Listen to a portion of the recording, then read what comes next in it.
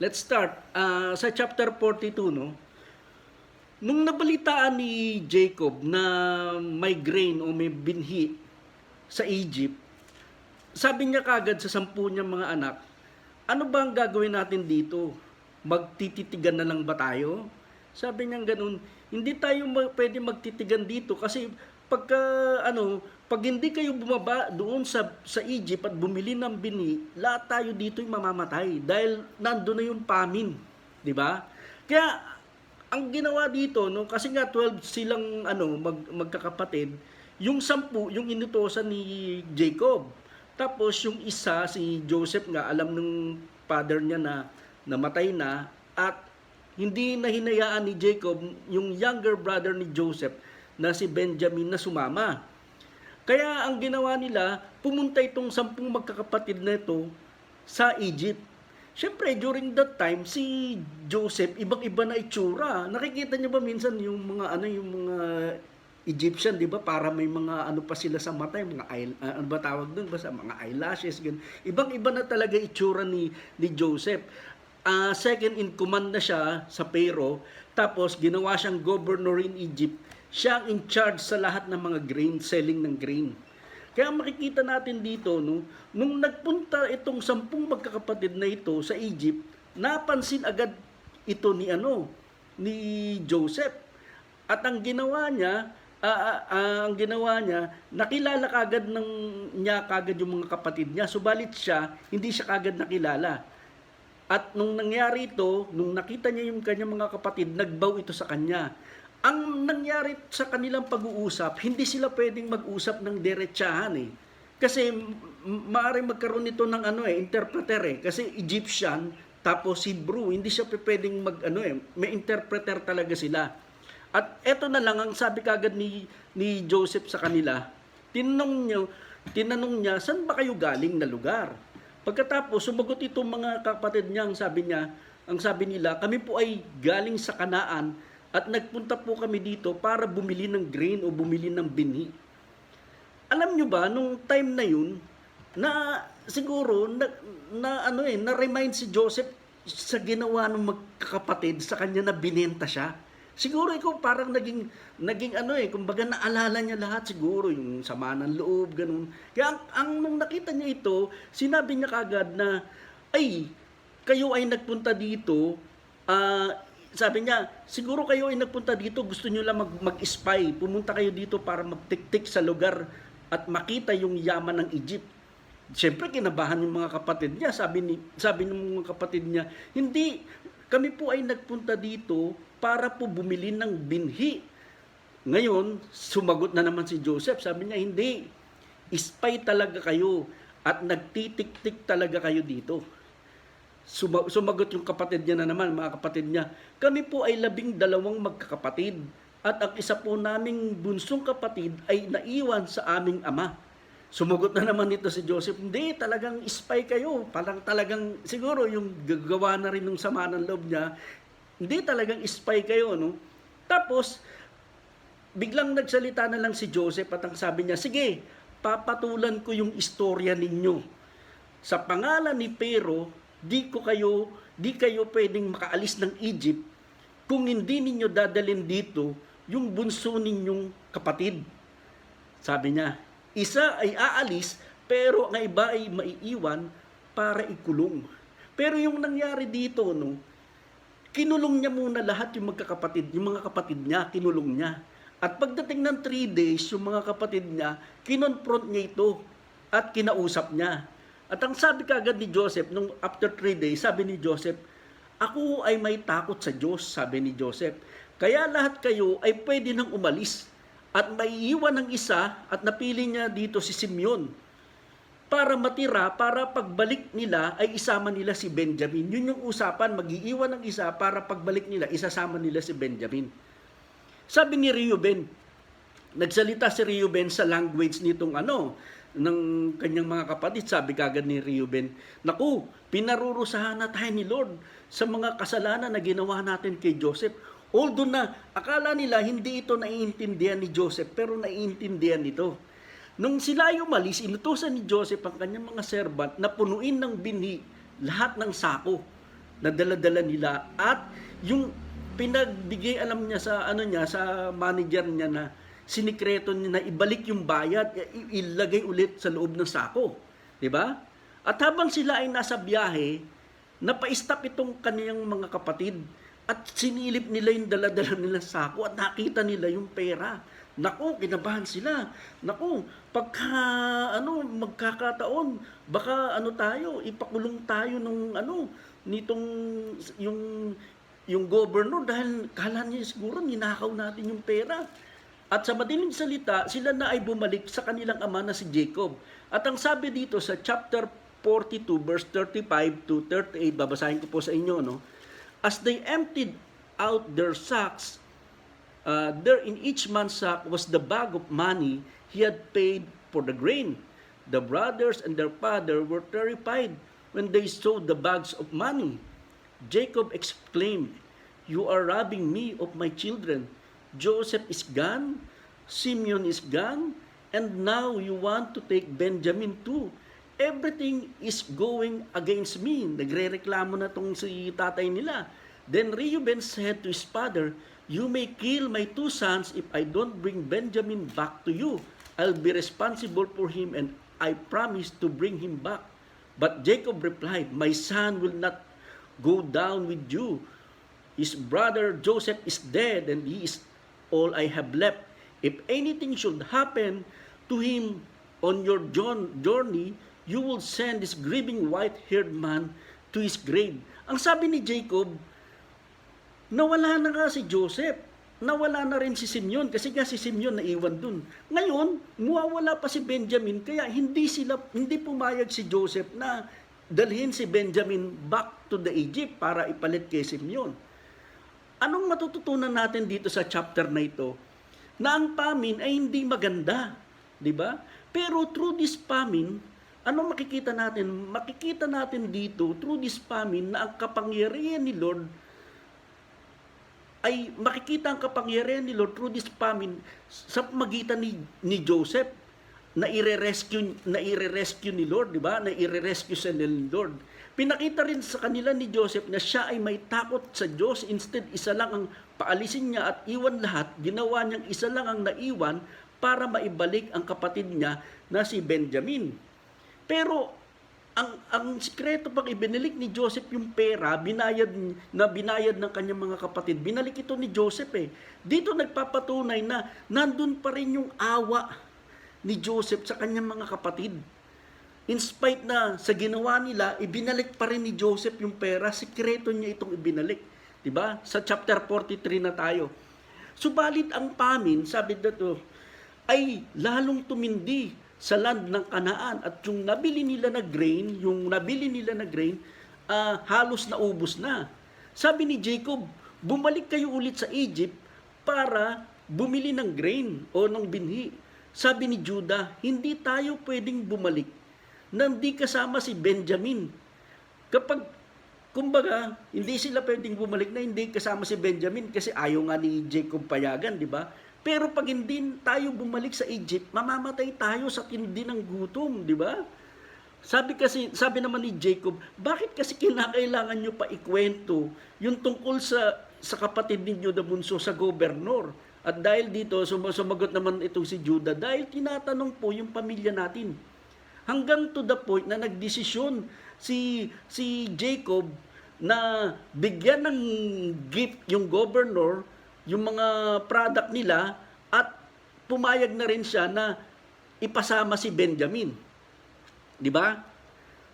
Sabi nga dito, no, sila ay pumunta sa Egypt. Alam nyo ba, nung nakita ito ni Joseph, nakasama nila ang kapatid niya si Benjamin, sabi niya agad sa manager niya, magpatay ka ng hayop at magkakaroon tayo ng malaking piging. Ang sabi niya, o malaking feast. Ngayon, etong mga kapatid niya, takot na takot. Dahil yung pera, di ba nung huli silang nagpunta, may naiwan na pera eh. Lumapit kagad itong mga kapatid niya doon sa manager ni Joseph, hindi sila nagdiretso kay Joseph. Sabi niya, yung pera na binayad namin, ibinalik sa amin, isinusuli namin ito para hindi kami ipakulong. Alam niyo ba yung sabi nung manager ni Joseph? Sabi niya, relax lang kayo. Malay niyo, yung perang yan, binigay sa inyo ng Diyos nyo. Di ba? At pagkatapos nun, sinama na nila sa bahay nila si Joseph, sinama sila sa bahay ni Joseph. At nung magkarap na sila, ay nagbaw ulit ang mga kapatid niya. Kumbaga, yung pagbabaw nilang yun, nangyari o nagkaroon ng katuparan yung panaginip ni Joseph na nagbaw talaga sila. Makailang beses na sila nagbaw kay Joseph. Ibig sabihin yung panaginip nagkaroon ng reality. Diba? Ngayon, ang sabi nila, binigyan po kayo ng gift galing sa ama namin na si Jacob at ito ay binigay nila kay Joseph. Ngayon, si Joseph, kinamusta yung ama nila. Sabi niya, kamusta na yung ama ninyo? At sumagot sila, ang ama po namin ay buhay pa at malakas pa. At nung nakita ni Joseph ang kanyang kapatid na si Benjamin, naalala niya ang ina nilang si Rachel. Alam mo nung nakita ni Joseph si Benjamin, alam niyo ba, sino ba sa inyo yung napapaluha ka na nagpigil ka ng luha? Alam mo yung hindi niya matik, yung luha niya talagang babagsak na. Ikaharap-harap niya yung mga kapatid niya. Ang ginawa niya, para hindi siya mahalata, pumasok siya dun sa kwarto at doon siya umiyak. Di ba? Pagkatapos, pagkalabas niya, lumabas siya sa kanyang kapatid na si Benjamin. At si Benjamin ay, ang ginawa nito, inilagay niya ito sa table niya. At yung ibang mga kapatid niya, iwalay sa table. At ang plate ni Benjamin ay nilagyan ni Joseph ng 5 balik kaysa sa iba niyang mga kapatid. Di ba? Makikita natin dito sa kwentong ito na siguro si Jacob, matindi na talaga yung prayer kay Lord na mawala na yung famine. Pero, hindi nawala yung famine. Dito natin makikita na iba ang plan ni Lord sa plan natin. Na iba ang ways ni Lord sa ways natin, di ba? Pero yung desisyon ni Jacob na bumalik sa Egypt, yung mga anak niya na kasama si Benjamin, is an act of faith na alam niya na hindi siya pababayaan ni Lord. That God is in control. Nandun pa rin yung faith ni Jacob na ibalik yung anak niya, isama dun. Kasi kung hindi niya gagawin ito, mamamatay sila, di ba? Pero nandun yung faith niya kay Lord, di ba? At marahil nagtataka rin itong mga kapatid niya, sino ba naman kami para bigyan pagtuunan ng pansin itong mataas na posisyon na to, di ba? Sino ba naman sila? Minsan sa buhay natin nagtataka rin tayo, di ba? Bakit nangyayari ito? Bakit nangyayari yun? Di ba? For everything na nangyayari sa atin, that we should completely trust God. Always. Minsan din natin alam kung bakit nangyayari itong mga bagay nito, pero we should trust God dahil may purpose talaga si Lord. At pumunta na tayo sa chapter 44. Nung paalis na yung kanyang mga kapatid, sabi ni Joseph sa palace manager niya, lagyan ng grain ang mga sako nila at ibalik ang pera nila. Ilagay ang sako at lagyan ng silver cup yung sako ng bunsong kapatid. 'Di ba? Nag-utos talaga eh. Kita mo talaga may trick itong si Joseph eh, 'di ba? Na gusto niya talagang makuha talaga niya si Benjamin. Nang sila ay umalis na, sila ay pinahabol ni Joseph. At nang inabot sila nung palace manager, ang sabi nito sa kanilang mga kapatid, bakit ninyo sinuklian ng kasamaan ang kabutihan ng gobernador nung nakawin ninyo ang kanyang silver cup?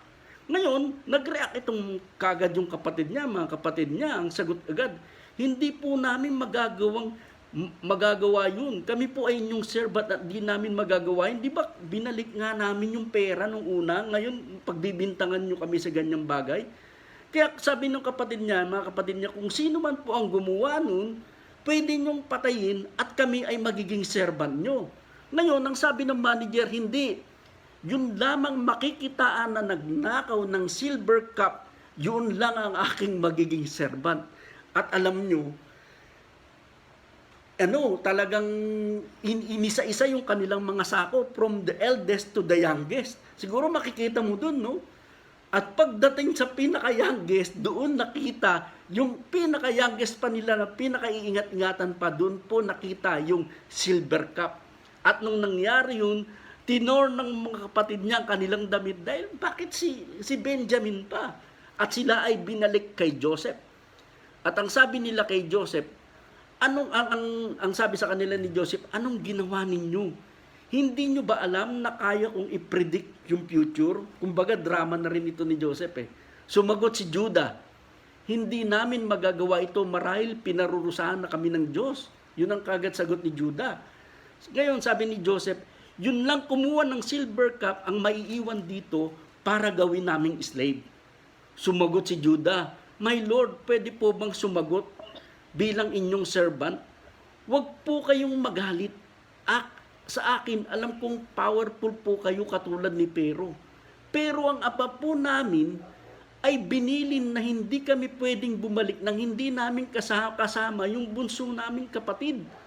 Sabi nyo kasi sa amin, hindi kami pwedeng bumalik nang hindi kasama yung bunsong kapatid namin. Kaya yung kapatid namin ay napilitan yung aming ama na ipasama yung bunso. At ang asawa niya kasi ay may 2 anak. Ang isa ay nalapanan ng bambang-bangis na hayop, samantalang yung isa ayaw nang ipasama at ito yung bunso. Pag di namin maibalik ang bunsong kapatid, mamamatay po sa lungkot ang aming ama. At ayaw po naming mamatay sa lungkot ang aming ama. Kaya kung maaari, ako na lang, sinagot na ni Judah, ako na lang ang gawin ninyong slave at huwag na tong bunso naming kapatid. Anong matututunan natin dito? Muntik na mahuli si Joseph na umiiyak siya. Buti na lang buti na lang hindi siya naalata dahil pumasok siya sa room para umiyak. Alam nyo ba, sino po ba mahilig dito sa Korean novela? Daig pa nito yung Korean novela di ba? Matinding iyakan ito. Alam nyo ba, hindi naman ako sa nagsisinungaling. Alam nyo ba, nung habang binabasa ko to, talagang lumuwa ako Nagulat ako dahil hindi ko matake yung istorya. Dahil, alam mo, matinding yung forgiveness. Nandun yung forgiveness di ba? Makikita natin dito, ang mga kapatid ni Joseph ay iba na. Kasi nung una, nung nakikita nilang favorite ng anak nilang si Joseph, yung favorite, pinagselosan nila at hinayaan nila maging slave. Pero this time, pinaglaban na nila ngayon ng other favorite son. Sino yung other favorite son? Si Benjamin, di ba? Pinaglaban nila at mas nanaisin pa daw ni Judah ang maging slave kaysa yung bunso nilang kapatid na tiyak na ikanulungkot at kamamatay ng kanilang ama. Silang magkakapatid ay lumuhod kay Joseph para wag nang gawing slave si Benjamin, which nangyari yung panaginip ni Joseph na luluhod sa kanya talaga yung mga kapatid niya. Tingnan po natin yung mangyayari sa chapter 45. Ano kaya ang mangyayari sa chapter 45? Hindi na, nung una, kinaya pa ni Joseph na ipigilan yung luha niya Pero this time, hindi na po kinaya ni Joseph. Kumbaga, babagsak na yung luha niya talaga. Alam mo ginawa niya? Marami pong tao during that time. Doon sa room na yun. Yung mga tao po ay pinalabas niya. At silang magkakapatid na lang ang natira. At nung natira yung mga kapatid niya, bigla pong umiyak ng malakas. Paano ba umiyak ng malakas? Gumano siguro si Joseph. Umiyak siya ng matindi. At nagulat itong mga kapatid niya. Ba't umiiyak tong governor na to? At ang sabi niya po sa chapter 45 verse 3 to 8, ito po yung isa sa pinakamagandang dito pinakamagandang word. Sabi niya, I am Joseph. He said to his brothers, Is my father still alive? But these brothers were speechless. They were stunned to realize that Joseph was standing there in front of them. Hindi po sila makapaniwala. Please come closer, he said to them. So they came closer. And he said again, I am Joseph, your brother. Makatatlong beses pong sinabi ni Joseph na siya ang kapatid nila na si Joseph. At sabi niya, whom you sold into the slavery in Egypt. But, ito po matindi nito, sabi niya dito, but don't be upset and don't be angry with yourself. Huwag kayong ma-upset o huwag kayong magalit sa sarili ninyo. Sabi niya ganun, for selling me to this place. Bakit? It was God who sent me here ahead of you to preserve your lives. Si Lord talaga ang nag-send sa kanya. Ginamit lang itong mga kapatid niya. The famine that has ravaged the land for 2 years will last 5 more years, and there will be neither plowing nor harvesting. Verse 7, God has sent me ahead of you to keep you and your families alive and to preserve many survivors. So it was God who sent me here, not you. And He is the one who made me an advisor to Pharaoh, the manager of his entire palace, and the governor of all Egypt. Ang sabi dito ni Joseph, ako si Joseph, ang inyong kapatid. Ang aking ama ba ay buhay pa? Subalit ang mga kapatid ni Joseph ay speechless. Biglang tumahimik sa loob ng kwarto. Nagulat silang lahat at halos hindi makapaniwala. Di ba? Di ba mahirap yung ganun na sasabihin mo sa sitwasyon na ganun? Mahirap yun. Nung nagulat silang lahat, halos hindi sila makapaniwala. Bumalik kayo sa ama natin at sabihin ninyong lahat ang ito. Hindi ko kayo pababayaan. At niyakap niya ang kanyang kapatid na si Benjamin. Matinding iyakan ito. At niyakap niya lahat silang magkakapatid ay nagyakapan at nag-iyakan. Siguro yung mga chismosa doon ng mga Egyptian, talagang ano ba nangyayari dito sa loob, di ba? Bakit may nag-iiyakan, di ba? At nung malaman nito ni Pharaoh, alam nyo yung Pharaoh sa panahon ni Moses, masama yun eh. Pero yung Pharaoh dito, mabait, di ba? Nung time niya, sabi niya, nung nabalitaan nito ni Pharaoh, sabi niya, dalhan mo sila ng mga hayop at pagkain at dalhin ninyo ito sa Kanaan at dalhin ninyo dito yung inyong ama at lahat ng kamag-anak ninyo ay dito na tumira sapagkat masagana dito sa Egypt. Sabi ni Pharaoh, dalhin ninyo ang wagon, yung wagon na yun parang sigurong SUV, di ba? Para sunduin yung mga kapatid nila. Pick up na SUV para biruin mo. Service deluxe sila, di ba? Kumbaga, matindi yung kasi si Joseph talaga spoiled kay Pharaoh kasi talagang siya ang sumalbay, di ba? Kaya gano'n na lang ang kabaitan ni Pharaoh sa kanila. Kaya alam niyo po ba yung nangyari pa dito? 5 beses na pinagpalit ni Joseph na damit yung kanyang kapatid na si Benjamin. Ano ba yung mga sikat na damit? Siguro kung mga sikat na damit, puro lakos yung mga paulit-ulit na lakos o yung binihisan niya talaga si Benjamin. Talagang isnispoiled niya at hindi lang yun, binigyan niya pa ng 300 pieces of silver.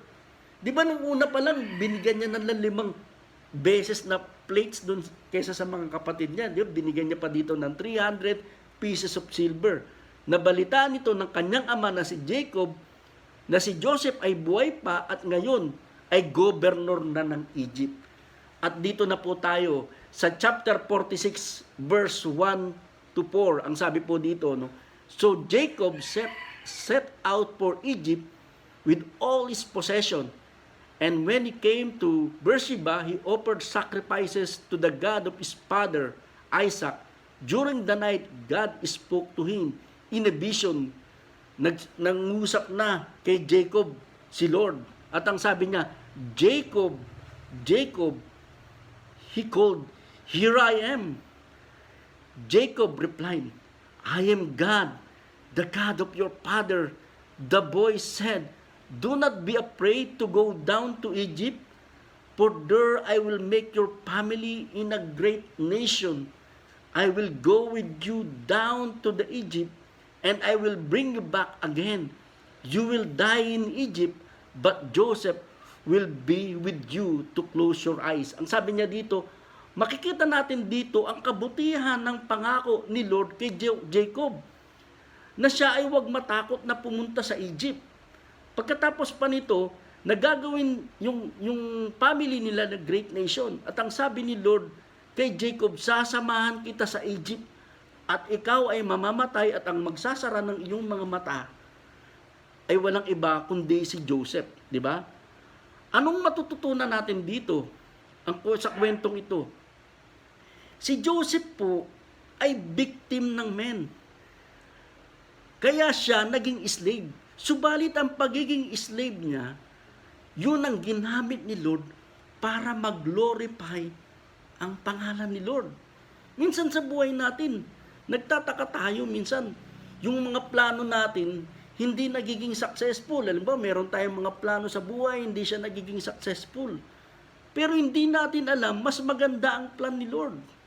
Sabi nga niya sa chapter 45 verse 5, "But don't be upset and don't be angry with yourself for selling me to this place. It was God who sent me here ahead of you to preserve your lives." Di ba? Kasi minsan, tayo parang pag meron tayong ginawa, akala natin mali yun.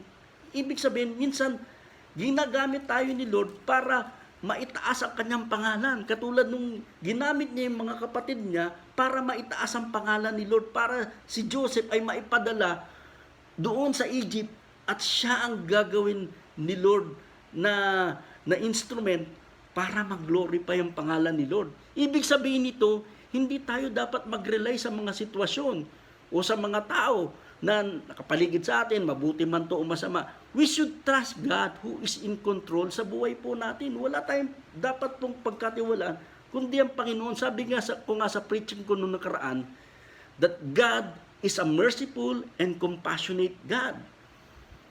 Siya ay maawain at punong-puno ng pag-ibig at mahabagin.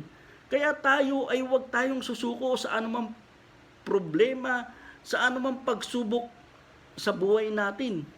Nakikita natin minsan yung mga bagay hindi maganda. Tayo ay patuloy na magpasalamat at magkaroon tayo ng faith kay Lord that God will never leave us, no forsaken us.